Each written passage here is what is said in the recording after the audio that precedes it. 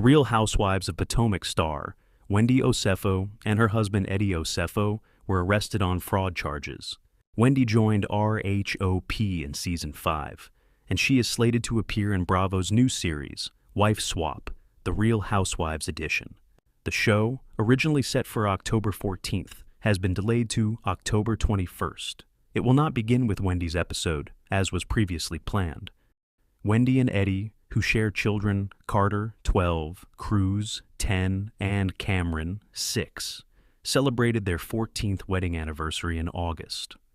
On October 9th, 2025, they were booked in at Westminster. They are facing 16 charges, 7 of which are felonies related to alleged false or misleading info fraud.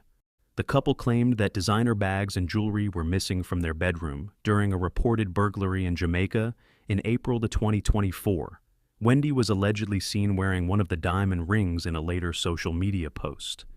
A police investigation determined that other items the couple said were stolen had been purchased and returned to their respective stores, where a full refund was provided prior to the alleged burglary. In the prosecution's bail recommendation documents, the prosecutors alleged that the couple claimed a $450,000 personal property loss via an insurance company. On October 19th, Wendy shared a post on Instagram. She wrote, "Thank you for the outpouring of love, support, and prayers for myself and most importantly my family during this time. We are forever grateful. And through it all, God remains faithful," Wendy captioned her post, sharing a photo of herself posing in a black and white gown.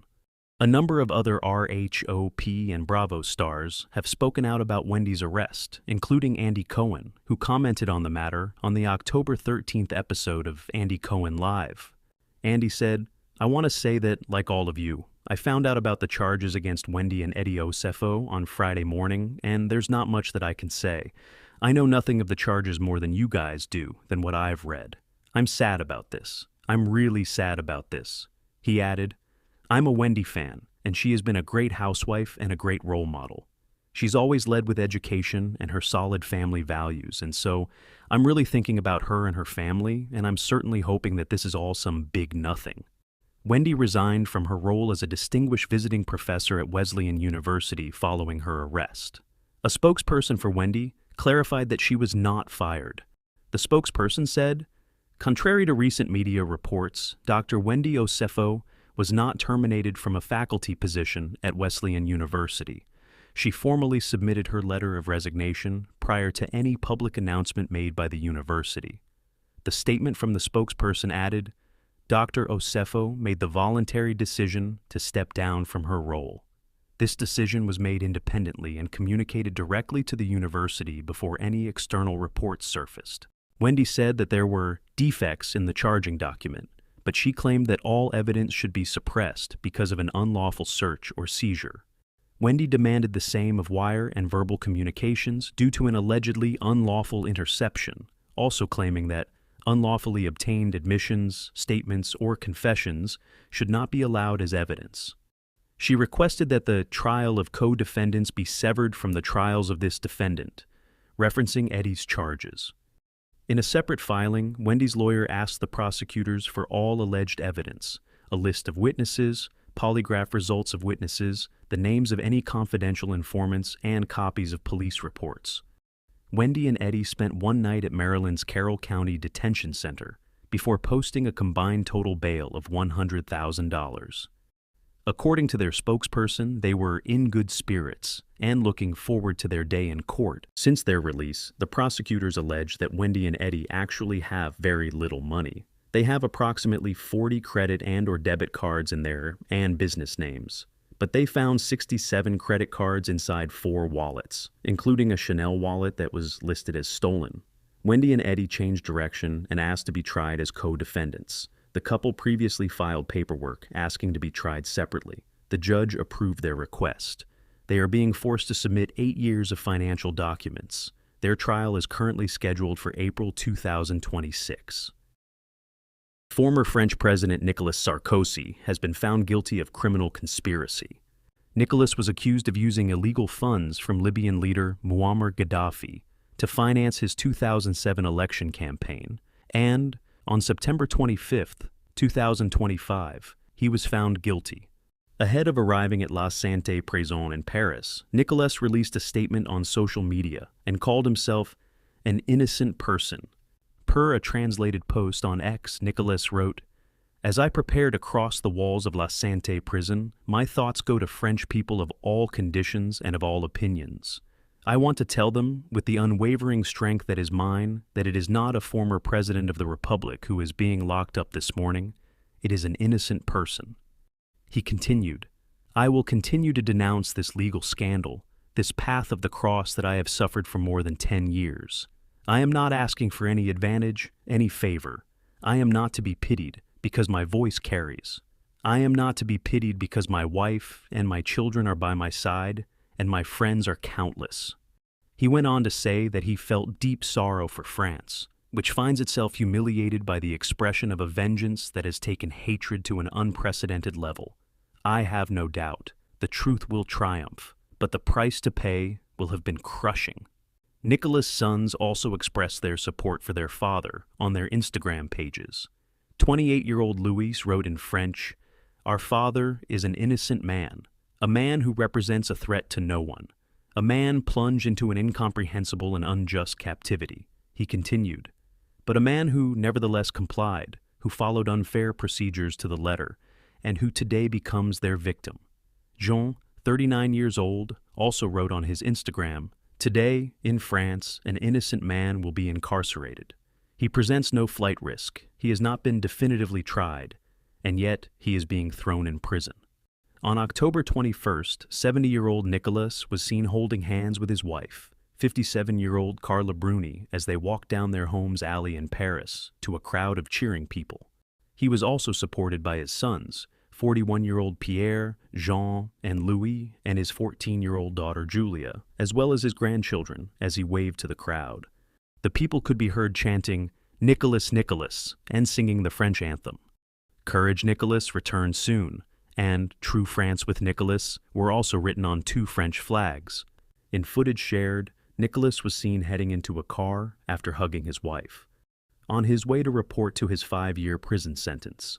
He was also ordered to pay a fine of 100,000 euros, around $117,000. He is in isolation in the prison to protect him from inmates who have committed substance dealing or terror offenses. Nicolas's cell is set to be 9 square meters and will contain a small TV, toilet, desk, and shower, while he'll also be permitted to have 1 hour of exercise by himself every day. After less than a day in jail, Nicolas has already received life-threatening threats. A video circulating online, which appeared to have been filmed by an inmate, showed verbal threats being made on Nicolas's arrival at Paris's La Santé prison. 3 inmates were questioned as part of the investigation, and 2 mobile phones were seized during a search of the prison. Nicolas would be assigned 2 permanent police officers as bodyguards, stationed in nearby cells throughout his time in prison, to ensure he comes to no harm. His lawyers have filed a request for early release, pending his appeals trial, and said that they expected this request to be reviewed in about a month. They said that they hoped to get him freed on early release by Christmas. And it did happen. On November 10th, he was released after 3 weeks. His appeal trial is expected to be held in March 2026. The McBee dynasty star patriarch Stephen McBee has pleaded guilty to a multi-million-dollar fraud scam using federal crop insurance. He admitted to falsifying documents to receive unauthorized insurance benefits, which cost the U.S. government more than $4 million. Stephen's oldest son was on a show Joe Millionaire for Richer or Poorer. Part of the show was shot on Stephen's ranch in Missouri.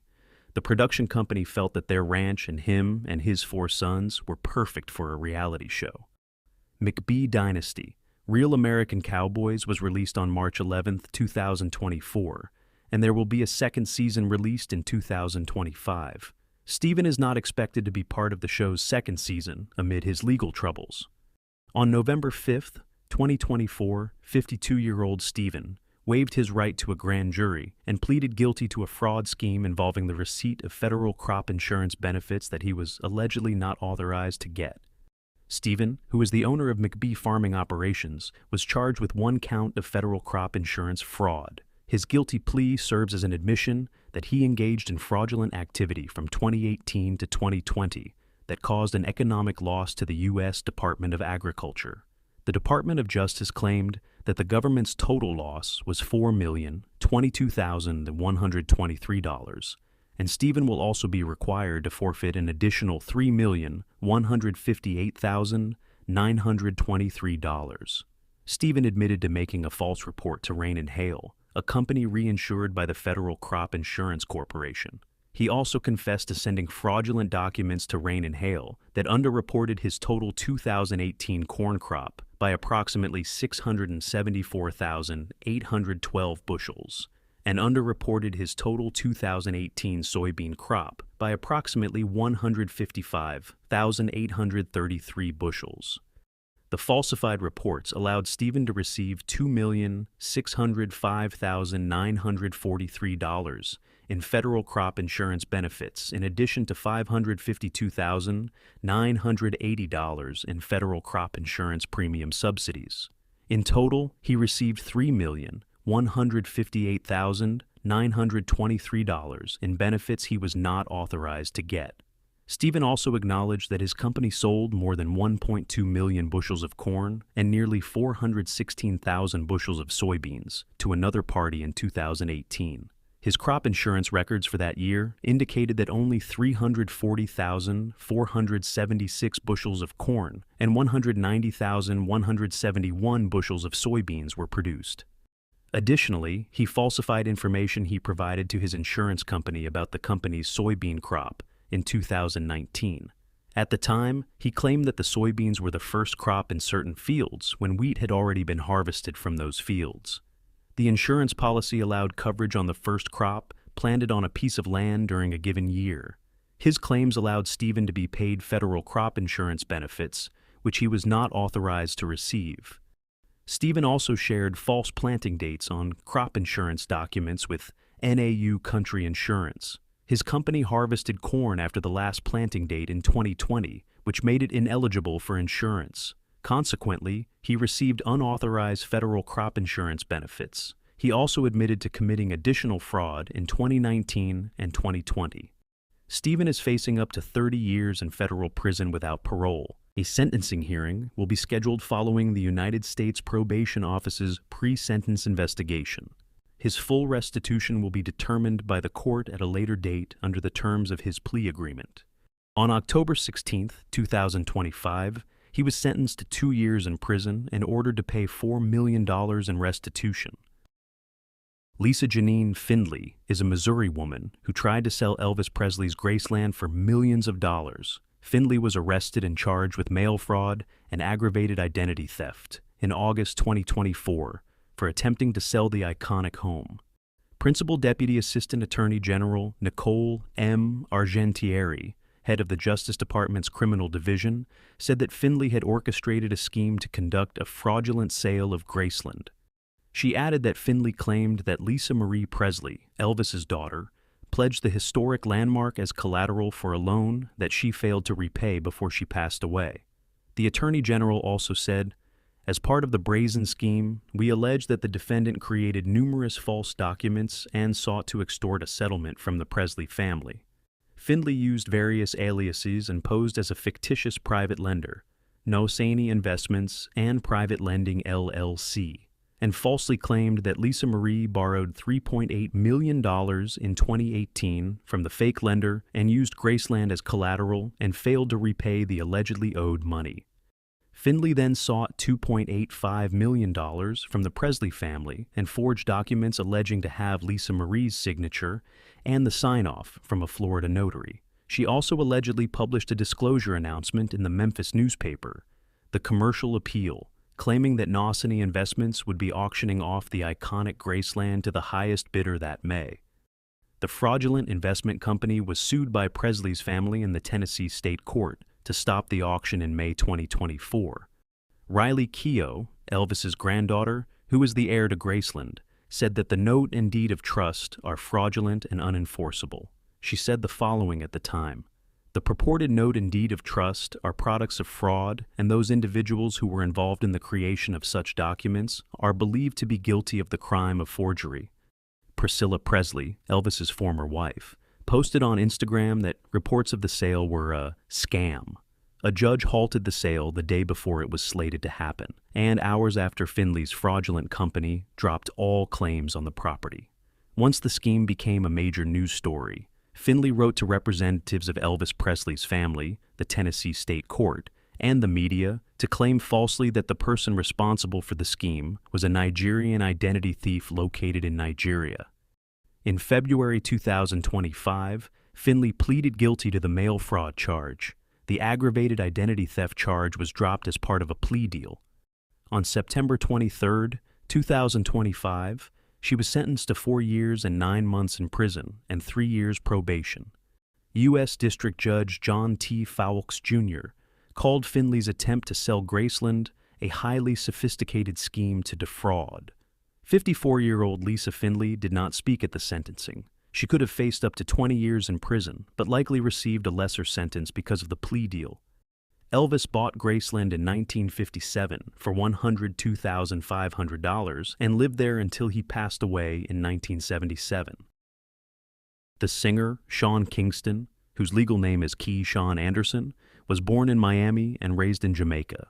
He first rose to fame internationally for his 2007 hit song, Beautiful Girls. His breakthrough continued throughout the 2010s, including a collaboration with Justin Bieber and an appearance on the hit Disney Channel show Sweet Life on Deck. From April 2023 to March 2024, Sean contacted victims via a social media platform to purchase high-end merchandise. After negotiating deals, he invited sellers to his upscale homes in Broward County, Florida, using his celebrity status to gain their trust. He promised social media promotions and mentioned high-profile celebrities as potential referrals. When payment was due, Sean or his mother, Janice Turner, sent fake wire receipts as payment for luxury items, including a bulletproof Escalade, watches, and a 232-inch LED TV. The funds never cleared, leading victims to grow suspicious. Despite numerous attempts to contact Sean and Janice, the victims told the investigators that they were either never paid or only received payment after legal action or law enforcement involvement. The pair were arrested in May 2024 and made their first court appearance in July. They were each charged with 1 count of conspiracy to commit wire fraud and 5 counts of wire fraud. Janice would often ensure deliveries and wire transfers, only to send fraudulent transfers instead, according to the indictment. The trial began on March 24, 2025, and concluded with closing arguments on March 28. Sean, who did not testify during the trial, and his mother were convicted of defrauding several businesses, including multiple jewelers, a television installment company, and a high-end car dealership. The total sum of items the pair obtained exceeded $1 million. Fort Lauderdale jeweler Moshe Edery testified that he lost his credibility after a failed $285,000 transfer from Sean. Edery recounted on the stand, "I'm being scammed." The defense argued that the prosecution didn't have evidence that Janice and Sean intended to commit fraud and said some of the victims got their money and merchandise back. The jury reached their decision after 3.5 hours of deliberation. 35-year-old Sean and Janice were found guilty in the federal fraud trial. Sean was heard telling U.S. Marshal agents to protect my mother as he was escorted from the courthouse. Sean was placed under house arrest with electronic monitoring, while Janice was taken into custody before their sentencing. The judge decided that Janice was a flight risk, partly because she did testify. Sean must additionally post a surety bond of a home valued at $500,000 and $200,000 in cash. On July 23rd, Janice was sentenced to 5 years, and on August 15th, Sean to 3.5 years in federal prison. George Anthony DeVolder Santos, born on July 22, 1988, had grown up in a modest family in Queens, New York. Despite coming from humble beginnings, George harbored ambitious dreams. He claimed to have graduated from Baruch College and worked for prestigious firms like Goldman Sachs and Citigroup. However, none of these claims were true, and his fabricated biography would soon unravel. In 2020, George ran for Congress in New York's 3rd Congressional District, losing to Tom Suozzi. But when Tom announced he would not seek re-election in 2022, George seized the opportunity and ran again, ultimately winning the seat. He made history as the first openly LGBTQ+ Republican elected to Congress. But soon after his victory, reports surfaced revealing that much of George's background was a complete fabrication. Once in office, he faced intense scrutiny. Investigations revealed that his financial disclosures were riddled with inconsistencies and false claims about his wealth. He was actively involved in criminal schemes, including wire fraud and identity theft.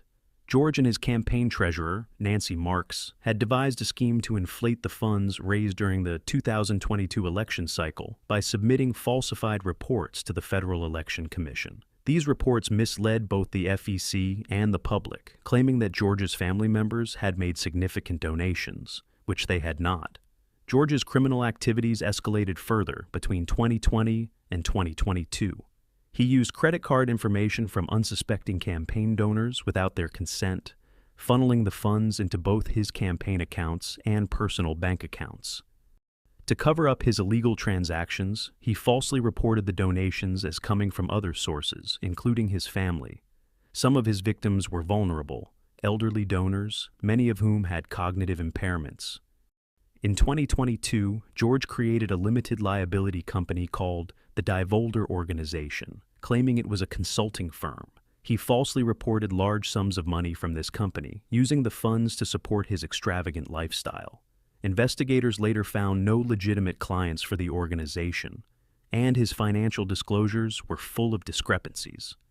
At the height of the COVID-19 pandemic, George, despite still being employed and earning a salary, applied for and received over $24,000 in unemployment benefits, falsely claiming that he had been unemployed since March 2020. Perhaps the most serious of George's lies came in his financial disclosures to the U.S. House of Representatives, where he falsely reported earning $750,000 from his so-called consulting firm. He also claimed to have millions in assets, including substantial checking and savings accounts. But when investigators dug deeper, they discovered that these claims were entirely fabricated. The FBI and the IRS conducted a thorough investigation, uncovering a pattern of deceit that spanned multiple fraudulent schemes. George even involved his family members in the fraud, with his mother, Fatima Devolder, being scrutinized for possibly being complicit in the scheme or simply deceived by her son. By May 2023, the federal authorities had enough evidence to indict George on multiple charges of wire fraud, identity theft, and money laundering. He was arrested and agreed to a plea deal in August 2024, pleading guilty to wire fraud and aggravated identity theft. On April 25, 2025, George was sentenced to 87 months in prison. U.S. District Judge Joanna Siebert called his actions a betrayal of the public trust, stating, "Public officials who deceive the public and betray the trust of their constituents must face the consequences of their actions." In addition to his prison sentence, George was ordered to pay $374,000 in restitution to his victims and over $200,000 in forfeiture. George's sentencing was met with mixed reactions. Some saw it as long overdue, while others questioned why it took so long for the truth to emerge. Regardless of public opinion, his actions left a stain on American politics, and his career was effectively over. He had been expelled from Congress in December 2023, and despite his attempts to return to politics in 2024, the damage was irreversible. George posted on X, "Well, darlings, the curtain falls, the spotlight dims, and the rhinestones are packed. From the halls of Congress to the chaos of cable news, what a ride it's been. Was it messy? Always. Glamorous? Occasionally? Honest? I tried most days. I may be leaving the stage, for now, but trust me, legends never truly exit." On October 17th, he was released from prison after his sentence was commuted by Donald Trump. Alabama country singer, 38-year-old Austin Tanner, violated his bond to attend the Country Music Association Awards.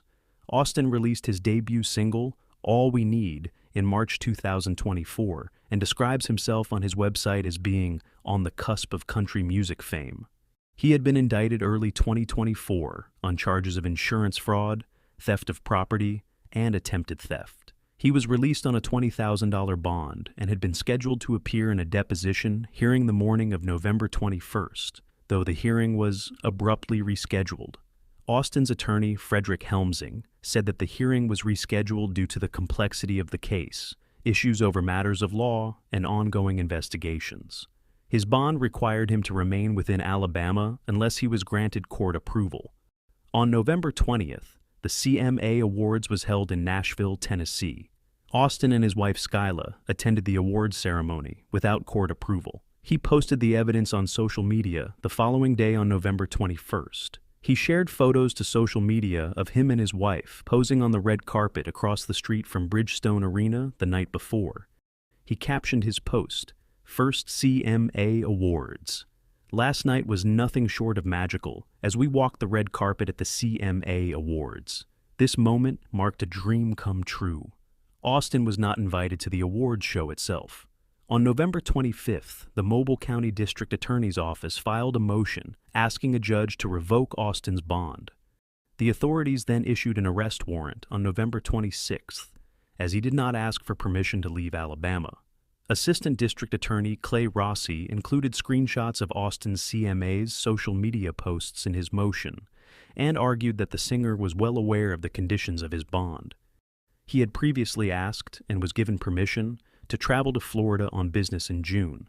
District Attorney Rossi wrote, "Given that the defendant was well versed in the travel conditions of his bond and given his public disregard for those restrictions, the state seeks to revoke his bond. After boasting about his starry trip, he may soon find himself behind bars." On December 13th, he shared that when he got permission to leave the state in June for work, he assumed that he will be able to leave it for the CMA Awards. He is wearing an ankle monitor. Austin's trial date was set for April 20th, 2026. A story of public-facing trust, massive public fund theft, and a fall from grace. Stephanie Hockridge spent about 7 years, from 2011 to 2018, as an anchor at the Phoenix television station KNX-VTV. At some point after leaving on-air news, Stephanie and her husband, Nathan Rice, founded a company called Blue Acorn in April 2020, all in the early days of the COVID-19 pandemic. The stated purpose: to help small businesses and individuals secure federal PPP loans under the CARES Act. From respected journalist to financial services entrepreneur, the transition seemed legitimate on the surface. The prosecutors say that Blue Acorn did not operate as a legitimate assistance firm. Instead, Stephanie and her co-conspirators submitted falsified applications to secure PPP loans.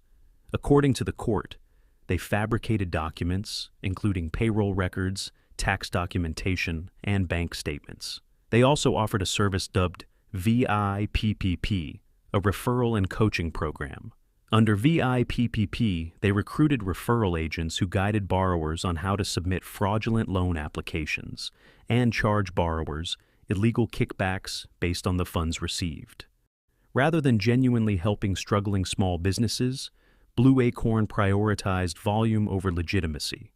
A congressional report, referenced by legal analysts, found that Blue Acorn repeatedly failed to vet applicants properly, charged unlawful fees, and submitted applications they knew contained materially false information. In total, Stephanie and her partners processed more than $63 million in fraudulent PPP loans. According to the official U.S. Department of Justice release, these defendants exploited a national crisis to enrich themselves in this multi-million-dollar, taxpayer-funded fraud scheme. And the lead investigator from the FBI, describing the betrayal of public trust, said that Stephanie used deceptive practices to exploit a government program for her own personal gain. In June 2025, a federal jury found Stephanie guilty of 1 count of conspiracy to commit wire fraud. She was acquitted on 4 other counts of wire fraud. The prosecutors portrayed that Blue Acorn and its VIPPP service as a scheme built from the ground up to defraud the government was a well-intentioned effort gone wrong. During trial proceedings, the former anchor reportedly became emotional. At one point, she sobbed and briefly left the courtroom after the FBI agents described her husband's arrest. Nathan pleaded guilty in August and is scheduled to be sentenced in December. On November 21st, 2025, a federal judge sentenced Stephanie to 10 years in prison. She was also ordered to pay around $64 million in restitution to the government or to the agency administering PPP loans. She is to report to the minimum security federal prison camp in Bryan, Texas, the same facility that holds other high-profile white-collar offenders, on December 30th. Until then, Stephanie was released under GPS monitoring, reportedly because of the non-violent nature of the crime and the fact that she has a young child. The lead U.S. attorney in the case declared, "Those who steal taxpayer dollars and undermine our federal programs will be brought to justice." Nathan was also sentenced to 10 years, was also ordered to pay back over $66 million, and will be under supervised release for 2 years once released from prison. Michael Todd Chrisley, who goes by his middle name, Todd, was born in Georgia and raised in South Carolina. He is a self-made real estate entrepreneur who came from a childhood home where his mother had to work 60 hours a week so that she could provide for them and to make sure that they had everything they wanted and needed. Todd married his high school girlfriend, Teresa Terry, and they welcomed 2 children together, Lindsay in 1989 and Kyle in 1991. The couple decided to go their separate ways. Following their divorce, Todd got married a second time to fellow South Carolina native Julie Hughes, now Chrisley, in 1996. Julie worked at a local bank. The couple welcomed their first child together, Chase, a week after their wedding. They went on to have 2 more children, Savannah in 1997 and Grayson in 2006, and raised their growing family in the wealthy Atlanta, Georgia suburb of Roswell. Over the years, the couple also faced some challenges, such as Julie's breast cancer diagnosis in 2012 and their ongoing estrangement from Todd's oldest son, Kyle. Todd and Julie rose to fame as the stars of their eponymous reality show, Chrisley Knows Best, which aired on the USA Network from 2014 to 2023. Billed as the southern version of the Kardashians, the series followed the over-the-top family as they lived their lavish lifestyle. First, in a 30,000-square-foot mansion in Atlanta, then in 2 equally opulent Nashville, Tennessee homes for 10 seasons. Todd, who became recognized for his lively personality, sharp one-liners, and no-nonsense parenting style, even claimed in an early promo for the show that the family spends $300,000, sometimes more, just on clothing per year. Behind the scenes, however, the Chrisleys were apparently in financial distress, filing for a $45 million Chapter 7 bankruptcy in 2012. By May 2022, Chrisley Knows Best was the most-watched current original series on the USA Network, averaging 1.8 million total viewers. Due to the popularity of the show, they made a spin-off series, Growing Up Chrisley, that followed the lives of their 2 eldest children, Chase and Savannah, from 2019 to 2022. In addition to their television ventures, Todd and Julie hosted a podcast called Chrisley Confessions from 2018 to 2023.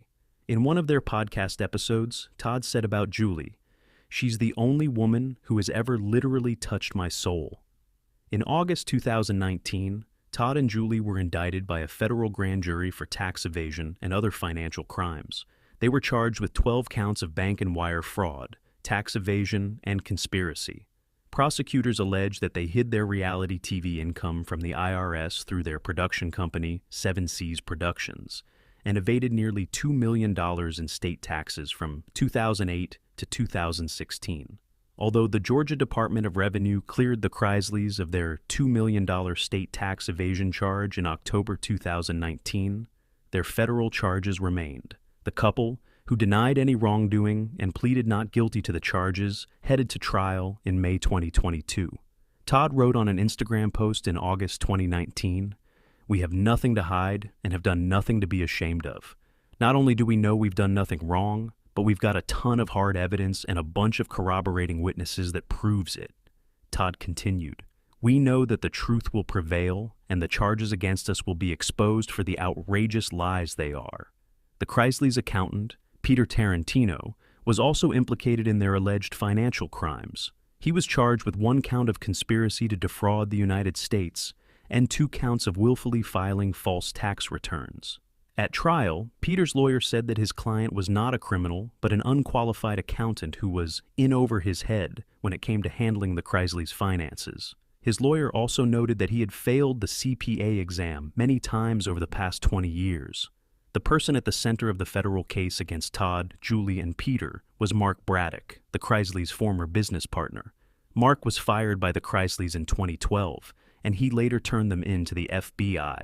He cooperated with the prosecution and testified against the Chrisleys during their 2022 trial in exchange for immunity for his involvement in their crimes. His involvement included submitting fake documents to banks to exaggerate the Chrisleys' wealth in order to borrow more than $30 million to fund their affluent lifestyle. Assistant U.S. Attorney Annalise Peters told the jury in her opening statement that the Chrisleys made up documents and lie through their teeth to get whatever they want, whenever they want it. However, Todd's attorney, Bruce H. Morris, blamed Mark for impersonating Todd and committing the fraud behind the couple's back. Todd also revealed on their Chrisley Confessions podcast that Mark admitted to acting out of revenge while testifying at their trial. On June 7, 2022, after a 3-week trial, Todd and Julie were found guilty of bank and tax fraud. They were convicted of conspiracy to commit bank fraud, conspiracy to defraud the United States, and tax fraud. Julie was also convicted of wire fraud. The Chrisleys' lawyer, Steve Friedberg, said in a statement that the Chrisleys are devastated and disappointed with the verdict, and they will be pursuing an appeal. He also said, Julie and Todd are so grateful for the love and support shown by their family, friends, and fans. They both remain strong in their faith and will continue the fight until they are vindicated. In November 2022, a federal judge handed down the Chrisleys' sentences. Todd received 12 years in prison and 16 months probation, while Julie received 7 years in prison plus 16 months probation. They have to pay $17.8 million in restitution. The Chrisleys' accountant, Peter, was also found guilty of conspiracy to defraud the United States and willfully filing false tax returns. He was sentenced to 36 months in prison. The former reality television stars began to serve their prison sentences on January 17, 2023. Todd checked into the federal prison camp Pensacola, while Julie reported to the Federal Medical Center in Lexington, Kentucky. The Chrisleys have appealed their convictions and hired new counsel in July 2023 in an attempt to reverse their prison sentences. Despite initially being sentenced to a combined 19 years behind bars, the couple received shortened prison sentences in September 2023. Todd's time behind bars was cut by nearly 2 years, with his release date pushed up to January 22, 2033. Julie's sentence was reduced by 14 months, with her release date moved up to October 19, 2028. The new legal team argued that there was misconduct that occurred during the Chrisleys' original trial, but the 11th U.S. Circuit Court of Appeals upheld their convictions in June 2024. However, the panel of 3 federal judges vacated Julie's 7-year prison sentence for tax evasion and bank fraud. The appellate court found that the original trial judge had miscalculated her sentence by holding her responsible for the entire bank fraud scheme, which began in 2006. The judges, though, found insufficient evidence to prove that she was involved before 2007. In a turn of events, Julie's original sentencing of 84 months, or 7 years, was upheld in September 2024. A judge at the United States District Court for the Northern District of Georgia ruled that her original punishment was sufficient. Julie was also given 5 years of supervised release and over $4.7 million in restitution. According to their son, Chase, their lives behind bars has been a nightmare. In his podcast, Unlocked, he spoke with his sister Savannah about the apparent inhumane conditions his parents were facing in prison. He claimed, "They're both in states where it gets 100+ degrees, and there's no air conditioning." Savannah added, "I mean, air conditioning is the least of it whenever you've got black mold, asbestos, and everything. Lead-based paint, snakes." Todd himself elaborated on the filthy conditions in prison during an interview. He said, "It is so disgustingly filthy. The food is literally, I'm not exaggerating, the food is dated, and it's out of date by, at minimum, a year. It's a year past expiration, and they are literally starving these men to their end here. These men are getting, they are getting 1,000 calories a day. Todd and Julie are also struggling to regularly communicate with each other. They are about 650 miles apart and are unable to write letters to each other, and they have not spoken over the phone in over a year. They can only communicate via email, but it is often delayed. In an effort to reduce their time apart, both Todd and Julie have been teaching classes while incarcerated to shave some time off their sentences. Todd was teaching a finance class, and Julie was teaching a real estate course. Todd also worked as an assistant to the chaplain at FPC Pensacola for nearly 2 years and oversaw the setup of Christian, Jewish, and Muslim services. He was removed from this job after he was found associating with inmates who were in prison's residential substance abuse program.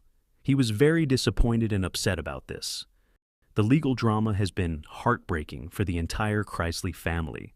The ordeal has been especially challenging for Savannah, who is raising her younger brother Grayson and her niece Chloe, whom the Chrisleys adopted in 2016, while her parents are in prison. Both of them were unexpectedly granted full presidential pardons by Donald Trump in May 2025, leading to their release from federal prison.